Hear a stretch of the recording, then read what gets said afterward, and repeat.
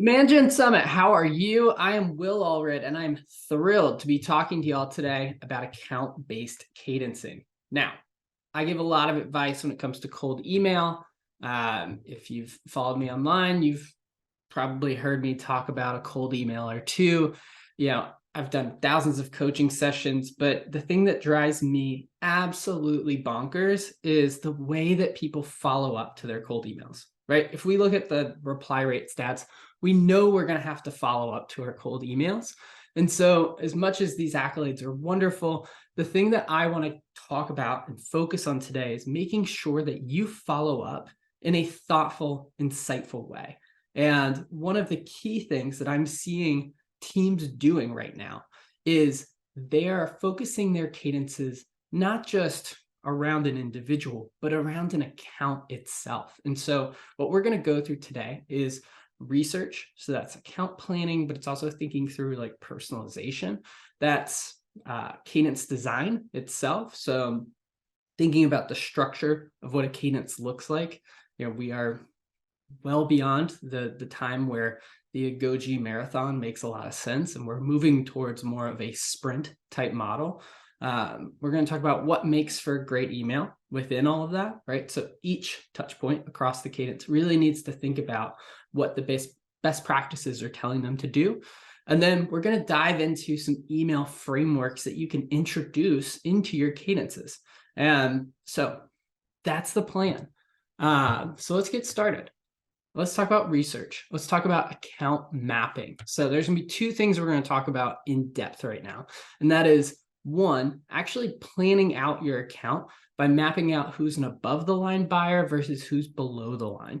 And so we'll get into that in a bit. But then we'll also talk about this concept of personalization, not as some box to check, but really as a process. So if you're reading this and you're thinking through like, well, accounts, like how do I hit like the total volume of accounts that I actually need to get to? I think one of the core things we have to recognize is scale isn't this like glamorous idea of shooting emails to thousands of potential leads.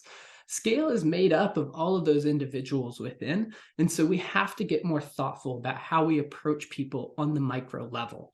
So let's actually plan out the accounts that we're going to go after. This is the thing that I'm seeing the best of the best teams right now doing. And that is they are looking at above the line and below the line buyers, and they're engaging them in a thoughtful manner. And so your above the line buyers are the people who directly influence the in purchase, right? Now, your below the line buyers are the people who the above the line buyer is going to go to and say, hey, what do you think of this? How does this make you feel? Is this something that you would use in your day-to-day? Nobody wants to buy software that nobody wants to use. And so you have to recognize that there's multiple stakeholders involved. You have to recognize you have to approach all these parties. And so when you're thinking of above the line buyers, that's really who's going to be involved in your buying committee, right? So if I'm selling into a sales org, that means I'm talking to the VP of sales. I'm talking to maybe a director of sales development. I'm talking to a few managers. These are people above the line. These are people who are involved in the overall decision-making process. It also, in this economic environment, includes folks from finance and procurement in making sure that you're aligned with priorities across the business. Now, when you move into below the line, that's where you get into like your end users, the people who are going to be living in the product day in, day out. And so when I think about end users for Lavender, in some cases, I do have some of those managers, but it's really like the SDR org when I'm starting out, or the AE side of the house, right? Those individual sellers are below the line for me. Now, it might be different for you, but the key is understanding both and using both within your cadence strategy. So as you start to put together your outreach, your personalization, one of the things you have to recognize is personalization isn't just something that you automate. It's not something that you're just checking a box on. And like, listen, I get it. You can drive some neat performance with some nice little tricks. But a lot of what I tell folks is these fads are going to go out of style, and the authentic, more careful approach to personalization is the thing that's going to win. So you have to recognize that personalization is not a box to check, but it's actually about a process that you're building. And, personalized research, like this works, right? If you're thinking like, oh, I need to like do more scaled outreach, note that personalized emails are getting more response, right? The thing to recognize too is you can take that 2x the reply and move that throughout the entire cadence itself. You can get a lot more results. One of the things that I always tell folks is when you're thinking about personalization and you're thinking about like, oh, I'll just like yank some easy attributes to pull in, that's not what it's about. It's about having a point of view on their business and having a true reason for why you're reaching out to the individuals, whether below or above the line within this organization, right? If I'm reaching out to an SDR and I'm trying to explain why I'm looking for a piece of information from them, well, I better have a good reason, right? I better understand what's going on within that organization. Otherwise, they're just going to reply back and say something like, well, I'm not the end decision maker here. I think you need to be talking to somebody else. In which case, like, you've kind of missed the point of why you're reaching out below the line in the first place. So this is key, having a valid reason to reach out. And one of the core things that you have to recognize is where your buyer's at, where their mentality is at when you're reaching out like this. So you really need a valid reason to reach out. And so one of the things that you have to put into place when you're doing that is providing context for why you're showing up, right? If I'm just going through my inbox on the day-to-day, and you reach out about like some problem that I might be facing, right? I'm not in the right frame of reference to understand why you're bringing it up. And so context is really important. You got to show your work for how you got there as well. And so here's an easy framework for creating that context. And that is you start with an observation, right? The classic example of that is I saw the following piece of information. It made me believe, this is where you're tying it into that insight, and then you're tying into that problem, made me believe this other thing might be a challenge for you. Or, usually when I see that, it means X, and X means that there's a problem. What you're doing there is you're creating context for why you've shown up today without having to say, the reason I'm reaching out is because da-da-da, right? So we've got context, we've got a really thoughtful approach for why we're there. Now, one of the things that a lot of teams come back to me with is, well, how do I find that? How do I know what's going to be a good reason? And that starts with you. You have to know your stuff, right? You have to know what you do and what you provide to the market. You have to know what problems you're solving. You need to know who's experiencing those problems, right? If I'm reaching out to an enablement leader and I'm talking to them about email performance, like that might not be the thing that's top of mind for them as a problem, but for a manager, it might be much more top of mind. So these are the things you have to recognize is the problems you solve for, they're going to differentiate by who you're talking to. And so you have to have messaging that works across the entire organization as you design this account-based cadence.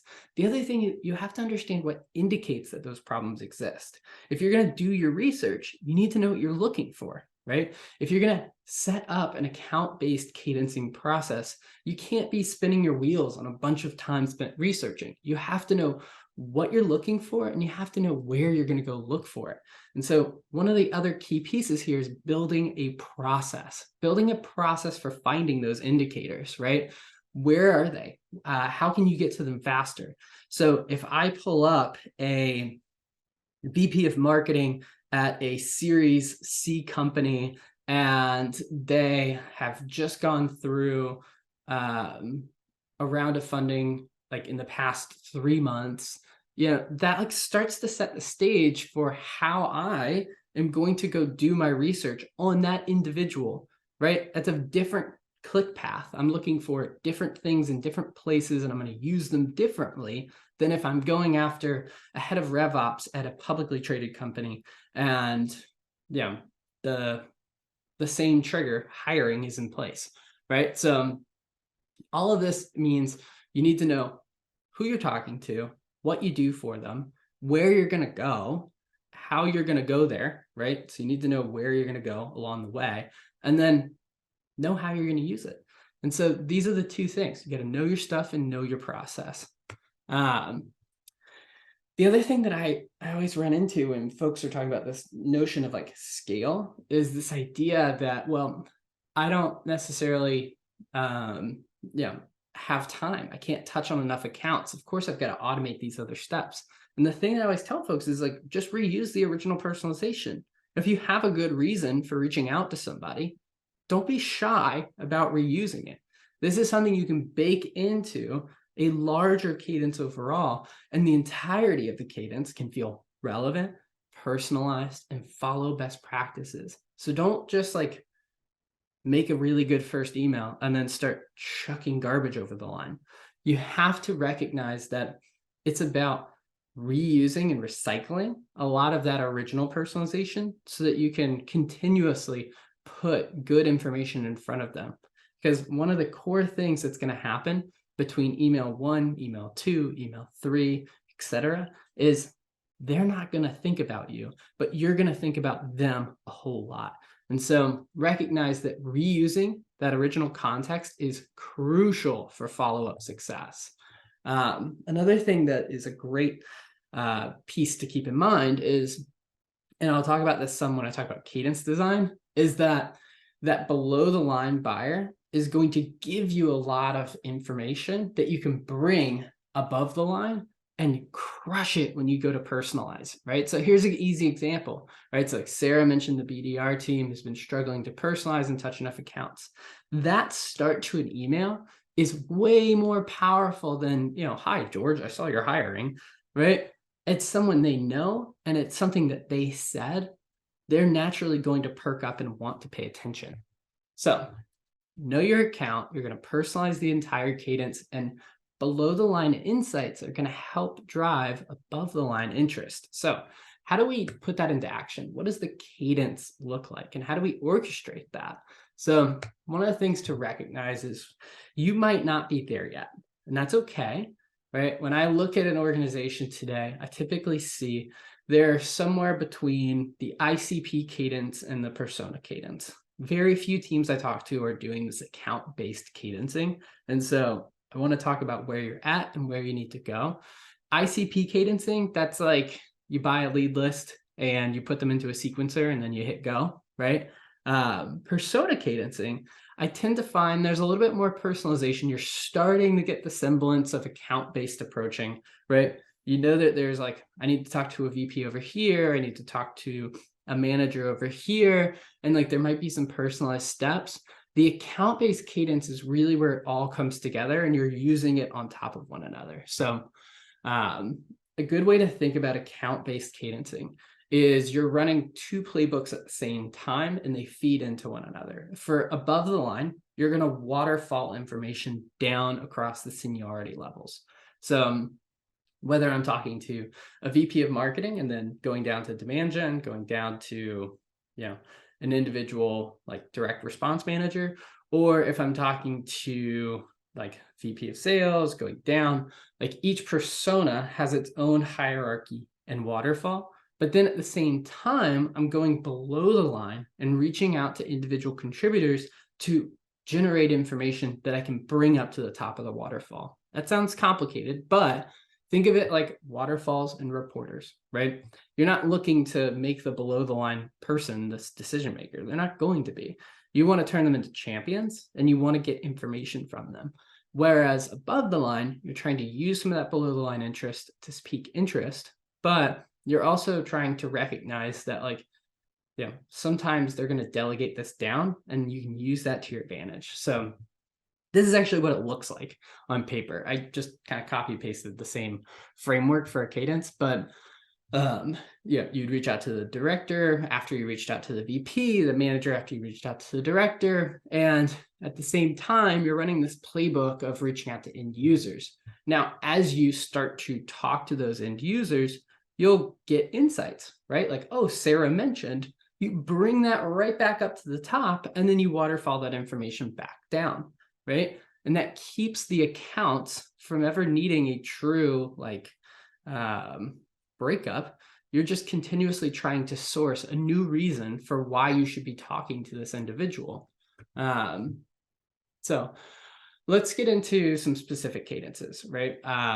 because I realize like most cold emails aren't getting responses. Yeah, as much as like I would love to say a 50% reply rate is like the average, we're getting there, right? But we also have to recognize that most people are going to require a follow-up. And so one of the things that I'm a huge advocate for is your only goal when you're reaching out to an individual in the inbox is to get a response. It's not to warm them up for a call. It's not to drive them to a meeting, because one of the key things that I continue to run into is folks forget that they're not thinking about you half as much as you're thinking about them, right? So you're going to repeat yourself. You're going to continuously remind the reader why you're showing up, right?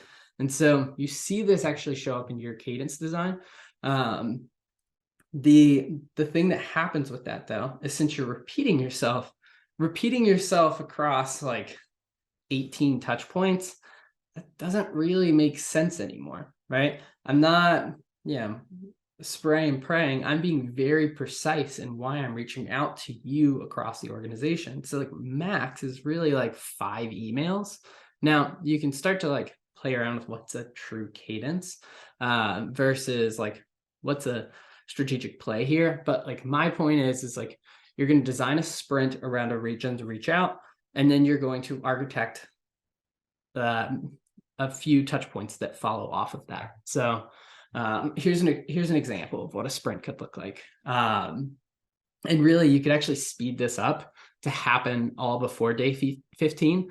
But I'm a particular fan of using a referral email. And so what I'll do maybe instead of a breakup is like pause on sending another email and then just wait and see if I get a new piece of insight as I go throughout the organization, and then bring that up to the top. But pretty simple, right? I'm starting off with a cold email, sending a thoughtful article, then following up thoughtfully. I'm asking if so-and-so would be a better person to talk to. And then, if it all doesn't work, then I might try to just say like, hey, realizing timing's just off here. Usually when XYZ is happening, thought this might be interesting, right? One of the things that I always will harp on is that it's not, email is the only channel, LinkedIn is the only channel, cold calling is dead. I don't believe in any of that. I believe everyone has their own preferences for channels. I think most B2B communication happens over email, and so it tends to be the core thread across all of your communications. And so, all roads kind of lead to email is what I tend to think about it as. And so this is probably the most important piece of your outreach campaign, but recognize that if you use other channels, reference back to the emails themselves. Try to pull them back into the inbox, or vice versa. Reference facts that you called or that you've reached out over LinkedIn, because those things help, right? If you send them a direct mail campaign, right, reference it, because I don't know why you wouldn't. It's just showcasing additional levels of urgency and the fact that you're actually trying to reach out. So a few notes on cadence design here. One is you're going to be doing those sprints to folks above the line. You're going to be doing those sprints to folks below the line. Shorter sprints are going to happen, particularly when you're going below the line, right? So like for below the line, I might do a sprint that's like a cold email, a thoughtful bump, and then like a helpful article. And then maybe like if I'm really feeling crazy, I might ask for a referral to another rep within the org that might need some help on cold emailing, right? Using other channels is certainly going to help. So maybe if I'm below the line, maybe I pull one of those frameworks and I apply it into a different channel.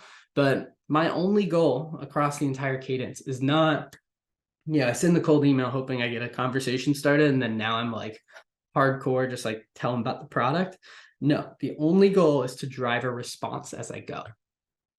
So let's talk about those emails, because if the only goal is to generate a response, what is the thing or things that help you generate more replies? So the subject line is going to play a huge part. Simplicity. If you follow me online, I talk about simplicity all the time. It is all over the place. Striking that right level of formality. Talk about that. Brevity. what your ask is and the fact that it's personalized, right? I think we've kind of covered personalization, so I'll just leave personalization at this. If you personalize your cold emails, follow-ups, or the cold, you're going to get more responses, right? I am more likely to read through an email if it's actually written to me, right? So the other piece to recognize is the subject line is the first thing that you see. So I'm going to just talk through these really quickly. And so when I'm writing a subject line, the first thing that I'm thinking about is I'm recognizing the way in which people read email. They categorize, they do not read. And so if I'm putting together a cold email and I see somebody use a subject line like, Will, want to 2x your positive reply rate, I'm immediately pre-categorizing that as a sales message. I know they're trying to sell something to me.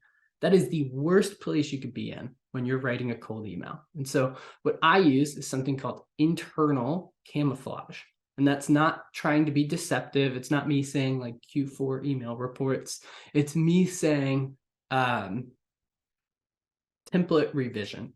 What I'm trying to do is keep it boring, keep it really neutral. I'm not using command verbs. I'm not using things like better or struggling, right? I'm not trying to go positive, not trying to go negative. I'm also keeping it super short. There's no question marks. There's no first name tokens. I want it to feel like an email that might have come from your boss. And so that's it, super simple. And it's going to focus on like a task or a to-do list item. Okay, let's assume you get the email opened. The number one reason that you're not getting a response is your messaging is too complicated. And so there's a few things that make for that. The first is the way that we actually score complexity. It's a reading grade level. 70% of emails are written at or beyond a 10th grade reading level. This is just like held true. Right now, the best emails are somewhere between a 3rd to 5th grade reading level. And now, I tell people this, and then they write an email that's at an 11th grade reading level. And I tell them, well, why'd you use that word? Why is this sentence so long? And their response is like, oh, well, I want to sound smart. And this bleeds into formality a good bit. But one of the things you have to recognize is you sounding smart isn't actually smart. You're going to get 50% more replies if you get that email down from a 10th grade reading level to a 5th grade reading level. And so some of the core things that are driving that, well, the core thing that's driving that is the number of syllables across the words you're using, the sentences you're using, and the paragraphs that you're writing, right? And so we have to recognize that we need to cut a lot of the jargon out, right? So topic of like email visibility might be really easy for me to talk about, right? Like, oh, Lavender gives inbox visibility across your different teams. Sounds really cool, right? Great marketing lingo. Terrible email language. Instead, what I should be saying instead of visibility is break that down into what it actually means and say, you can see what works across your emails. That's it. That's what I actually intend to mean when it comes to like life for our clients. And so thinking about that in every aspect of your writing, those big words hurt your chance of getting a response. The other thing is the long sentences. So an easy tip there is try to avoid commas in your writing. It'll feel really weird the first time you do it. But the thing that I always will tell folks is like, it makes it easier to skim, makes it easier to read really fast. And that fast point speaks to the need for brevity. Right now, the best emails are between 25 and 50 words. The reason for that is because the average amount of time that someone is going to spend reading your message is 10 seconds. The average person can only read about 40 words in 10 seconds. So if they read the whole thing, they understand the whole thing, they're more likely to engage with the whole thing. And so all the other pieces, right, are more about like how you're putting the information out there. This is really like structural of just like keep it short and keep it simple. Personalization can buy you a little time, can take you out to about like 75 words tops. But we still see reply rates fall off afterwards. And so one of the things that I always tell folks is like our desire to get it all out there, save it for a follow-up, right? We have time. We have time to let the story build upon itself, knowing that if we go long, we're hurting our chances of getting a response. Okay, formality. This is actually a really simple thing. So that pre-categorization that a lot of readers do, if you come across very formal and stuffy, people will assume you're more junior than you are. It's just a fact.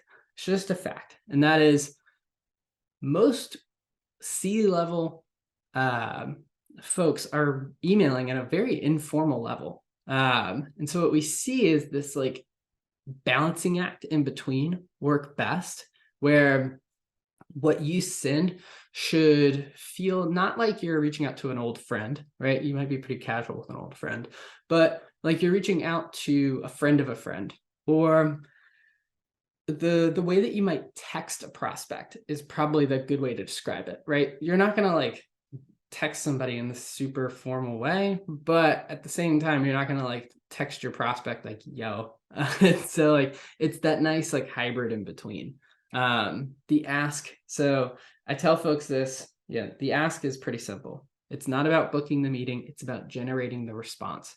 Your goal is to not drive a conversion. It's to drive a conversation. And so focus on easy to answer questions. So don't make it open-ended, but don't make it something they have to leave their inbox to answer, right?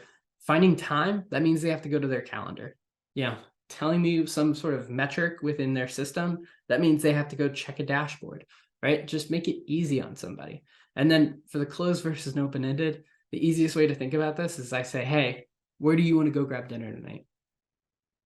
Oh, right? You freeze, you panic. So instead of asking it that way, ask, hey, do you want to go to this restaurant or this restaurant? Or, hey, how does Chinese food sound tonight? Right? You're setting somebody up with less thinking to do. Now, let's talk about the actual emails that go into your cadence, because all of these frameworks can use those best practices and apply them real time. So we're putting together this example spread, right? We've got a cold email, we've got these neutral insights. What is that? Let's talk about what they actually are so that you're not flying blind when you're putting together a cadence. So first touch, this is like my go-to. This is my favorite cold email of all time. It is so simple to execute. It works like a charm. It's not something that really goes out of style because the framework itself, right? You can change how you reference certain things, right? So like the classic is I saw ... right? Instead of saying I saw an observation, you could just say, hey, it looks like you might be given that ... right? Just switch it up how you reference the original thing. In this example, I use I saw, but I'll also talk to a couple things within this email example. And that is, it is short and it is simple. So George, I saw you're hiring for SDRs. I imagine you're thinking about how they'll ramp. Usually our customers focus on phones, but email results lag. We're helping reps at Sendoso ramp faster. They continue improving with our in-inbox assistant, worth a chat. I got a lot of information across, right? 50 words, 5th grade reading level. It's that simple. It doesn't have to be overly complicated. There's some tricks that I used to get it down to that 5th grade reading level. There's some tricks that I used to make it squeeze into this like perfect formula. And that is I broke up all of these sentences, right? Every single line here could have been its own sentence, but I made sure it read choppy because the choppy sentence is easier to scan and understand on the fly. And so that's really where it comes back to just like making this easy. I even broke out but, creating more visual emphasis on the problem that I'm trying to talk to. But this is a really simple short email and it works. So we send that, we're going to follow up, right? I'll talk about bump emails in a second, but one of the things that I really like to do, and it doesn't generate a lot of response, it'll get good click-through, is follow up with a neutral insight. And so your marketing team is probably like cringing when I go over this email, but one of the things that you're going to do is you're not going to use any of your assets. Instead, you're going to start by showing them you're going neutral. You're finding a third-party resource, and that's what you're sending. Then you're going to reuse your personalization. You're going to explain what the article is all about and why they should be paying attention to it, and then nod back to the original cold email and the context for why they should be reaching out to you, right? So one thing that I always like to note is I'm just assuming that you're threading your emails. So I'll pause and I'll say, if you're not threading your emails, thread your emails. If you send me a cold email on its own that says, hey, just following up on my last note, I'm not going to go looking for your last note. So make sure they're attached. Really simple. 99.9% of cadencing tools allow you to reply to the original message. And so just make sure you're doing it. Neutral insight. Here's an example. I say, George, do you read Outreach's blog? Given you're likely ramping reps right now, I thought you'd find it interesting. Nod back to the original context, right? They're hiring. The VP of Sales Dev at Segment wrote about how she scaled her team to a $3.2 billion acquisition. So that's the context for it, right? Here's the thing that gets you excited to go read it. They did this without using canned templates. Well, what did they use, right? Check it out and you'll find out. By the way, any thoughts on my last note? All of a sudden now I've re-engaged you in a way that's way more thoughtful than just saying thoughts. But I've done it also where like I've given something in order to get something back. And so you might not get a response from this, but what you find is the reply rate to everything else within the cadence actually goes up as a byproduct. So a thoughtful bump. Don't just say thoughts, right? Like there's a way more thoughtful way to say thoughts. And that is provide context with the bump. So, and you could flip this, by the way. So George, given you're growing the sales team, I thought this would be worth a discussion. Did you have any feedback on my last note, right? The other way you could say that is, George, did you have feedback on my last note? Given you're growing the sales team, I thought this would be worth a discussion. Flip them, try them both ways. This thoughtful bump is way better than just bump. So an easy thing to put into action. Now, one thing that I get a lot of flack for is like, there's not a lot of context on what you do, right? So I like to add a clarification email, and that is, restate the context, provide a little bit more clarity on what we do, explain why that's relevant, and then bring it back for a conversation, right? So pretty simple. You're reframing the original cold email. And that is, hey, given you're growing the sales team, I thought coaching might be top of mind. You're just being more direct this time around. I thought I should clarify. We've built a sales email coach, sits right inside their inbox. High growth teams get great results and peace of mind. You get a much better sense of what reps are sending without hovering over their shoulder. Think this could help your team, right? So this email works really well within the concert of like the rest of the cadence, because how you've continuously approached them has been about trying to start conversation, right? And so by the time you bring this up, it's like, hey, I've really tried to start dialogue with you. This is me trying to explain why I'm so excited to start this conversation with you, but it helps crescendo that story of why you're reaching out, right? Now, they don't respond to that. It's probably because either your timing's off or they're the wrong person, right? So this is where we kickstart the waterfall. And that is, you start with who you want to talk to next, and then you explain why you want to talk to them. So, hey, would X person be a better person to talk to about email coaching? I saw she likely manages tech from your careers page, right? Somewhat researched. But what that does is it sets off the waterfall flow where you can start the next cold email straight to this person. And you can say, hey, did George forward you my note? I reached out because of the following reason, right? Now, all of a sudden, I set off the waterfall cadence where either, George has already forwarded this note along. George has replied and said, yes, that would be a better person to talk to. Or George hasn't replied, but I can at least use George's name after sending a bunch of thoughtful notes to George and say, hey, did George forward my notes? Right? It's not too crazy, but what ends up happening from this is by referencing George at the start there, you get a lot of like eyeballs, like, wait, what George say? Right? And then you at least get some mid-funnel, some mid-waterfall engagement as a byproduct of using that strategy. Okay, so you get that referral, you bring that up. Well, how do you break up? right? I'm actually a big fan of breakup emails. This might be surprising to y'all because I think a lot of breakup emails are really, really corny. I don't necessarily believe that you're actually breaking up, because in reality, what a breakup is it's you saying bye for now. And so it's something along the lines of, George, I reached out a few times. Yeah, you could even say, George, I reached out to a few folks across the organization. Given you're hiring so many reps, I thought our email assistant could help. I'm going to chalk it up to my timing being off. Let me know if I'm wrong, but I'll stop my outreach for now, right? That's all you have to say.